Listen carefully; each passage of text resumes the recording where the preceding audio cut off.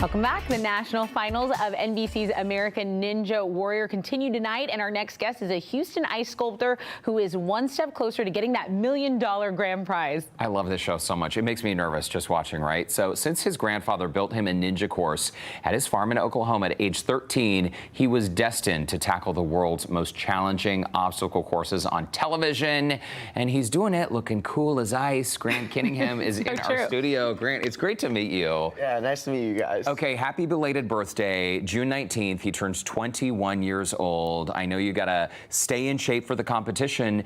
What's it like for you, just coming full circle, remembering when you were a kid and your grandfather built you this course and everybody's dream was to have you compete in American Ninja Warrior, and it's happening? I mean, it was a dream come true to step up to the starting line, especially to get to Vegas and look at stage one. These obstacles, are huge, like 20 feet above the water, and just being like, I'm here. And I made it, and just like thankful to my family, my grandparents, and my family for supporting me all the way through, and my grandpa who started me, my grandparents who showed me the show, and then started me on this journey of a Ninja Warrior. So proud they are, I'm sure. You look like obviously a ninja, but a superhero as well. I think people watch the show and they think this is what you're doing all the time, but you're also a coach. I mean, you're a coach at Iron Sports. Yep. You're just passionate about all things fitness, huh? Yeah, I mean. I've found the itch for just working out and training, and I played sports when I was younger: baseball, basketball, soccer, and then I took a couple years off because my family, we moved around, and then we found Iron Sports in Houston. I remember walking in and being like, these are the obstacles I've seen on the show, the warped wall, the salmon ladder, and I just remember running around trying to get the warped wall over and over again, and then I was like, Mom, I got to do classes, and then ended up getting to meet the superstar Daniel, who I've been training with for years now, and started training with him and chasing him, trying to get better to hopefully fulfill my dream to get on American Ninja Warrior. Well, and that's all happening. What I think is incredible, Daniel, of course, is an 8-year veteran of American Ninja Warrior. I know our viewers have probably seen him in prime time. They've probably seen him here on Houston Life. What's it like for you now to train side by side a guy who really was one of your idols? Yeah, I'll never forget the first time taking a class with him at the gym. I hopped in one of the Iron Sports classes, and he knew my name because he had talked to my parents before he started the class. So he goes, "We got some new kids in class. I've got Grant, Nathan." He named all 6 of us. He remembered it from just talking to my parents downstairs. I was just be like, he knows my name.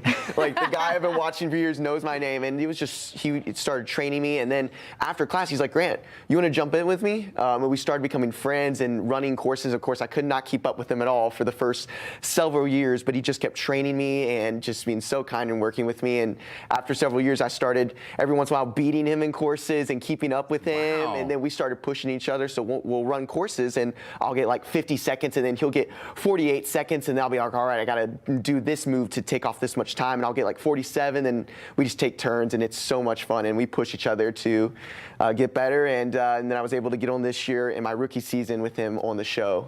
So now they partner you with him, and you guys are actually, you have a chance at the $1 million. Yes. This is incredible, and it's no easy feat. You guys are pushing each other. That's probably why you're in the finals, and it's stage 1, under 250. That is not easy. How are you feeling about that big task? Man, just go out there and just execute. One thing I teach my students a lot is to go out there and execute, remember your training, and focus on one obstacle at a time. Because if you think about those obstacles in the course that you're worried about and start worrying about those, you'll mess up on maybe an obstacle that you can normally easily get. And so it's all the time just focusing on the next thing you're doing and have fun. I tell them the most important thing in sports, have fun and enjoy the moments. Have fun. And the video we're seeing now, I still can't believe, like, this is life. People do this stuff. The human body is capable of doing it. Those human bodies. It is just Grant's human body, remarkable. not so much our human body. Well, but can you imagine the pressure to $1 million on the line? You haven't run this course before. My goodness, I have a million questions, but we're tight on time. I want to talk about this ice sculpture, Grant, because the fact that you can pull out, I don't know, a chainsaw, a chisel, a blowtorch, and create, yes, viewers at home, this is 100% solid ice. it's not a prop. This is real. This is real ice. How did this skill develop?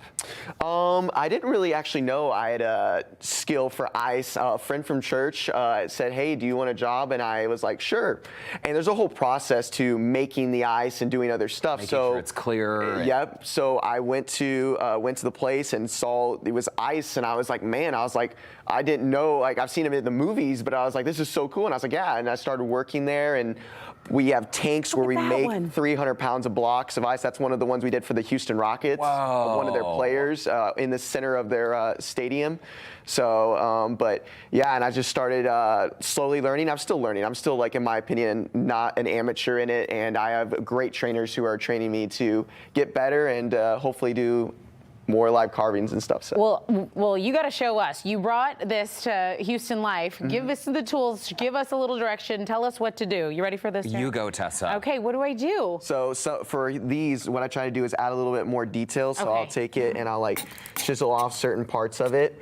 Like this to add the slow different detail, and then this is a Dremel tool that I did not bring, but yeah, just if you want to jab into it a little bit. I do want to jab into it. Jab into it. Okay. And then I noticed you have a blowtorch behind the sculpture. What do you use that for? So we use that to clear up the ice. When we set these up at events, sometimes what will happen is the ice won't be as clear through at the start. So I'll go and I'll run the torch across it, and also I'll use it to fuse the pieces. So guys, this weighs like 150 to 200 pounds. So I can't set this up by myself on a table. So what I'll do is I'll set one piece up and then the second piece and melt them together so they stay together the entire event. Grant, as we go to break, we can watch that. We want to remind our viewers, chiseling. American Ninja Warrior airs tonight, 7 p.m. right here on KPRC2. Good luck, Grant. Houston Life will be right back.